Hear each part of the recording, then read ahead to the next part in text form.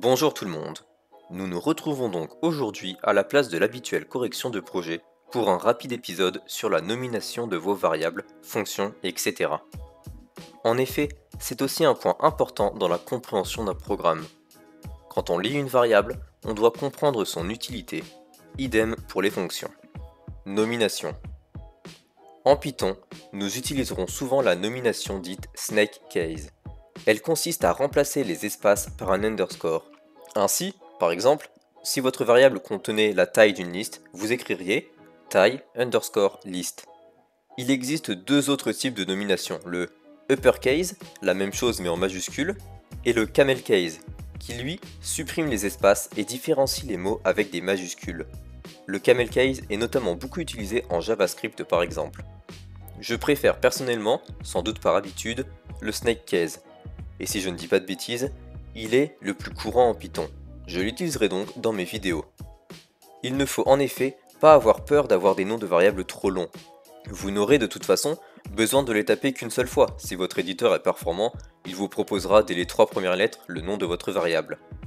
Vous pouvez donc donner des noms explicites afin d'aider à la compréhension, comme rabâché lors de l'épisode 13. Par exemple, for i in range len de a, 2 points. If a crochet i strictement plus grand que k, 2 points, k égale a crochet i. Ce code est incompréhensible. Il vous est impossible de me dire ce qu'il fait. Certains d'entre vous peut-être auront reconnu l'algorithme pour chercher la valeur maximale. Mais sur des codes de centaines de lignes, on se perd vite avec de tels noms de variables.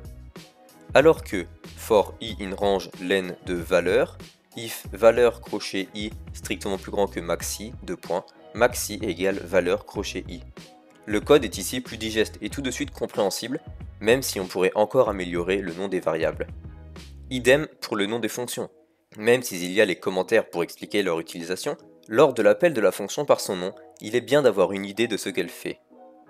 Toute cette organisation prend du temps, mais vous verrez avec l'épisode 14 qu'elle est très utile pour avoir des programmes qui fonctionnent bien, pouvoir y revenir par la suite facilement et surtout corriger rapidement les bugs. En effet, corriger un bug quand on a déjà du mal à comprendre le programme prend 2 fois plus de temps, mais nous verrons cela lors de l'épisode 14. C'est donc la fin de ce bref épisode qui s'ajoute à l'épisode 13 sur la propreté d'un code. Dans l'épisode 14, nous verrons donc comment débugger un programme avec les éditeurs, etc. Si vous avez des questions, problèmes ou suggestions, n'hésitez pas à me les poser en commentaire, même après la publication. Sinon, il ne me reste plus qu'à vous dire Auf Wiedersehen!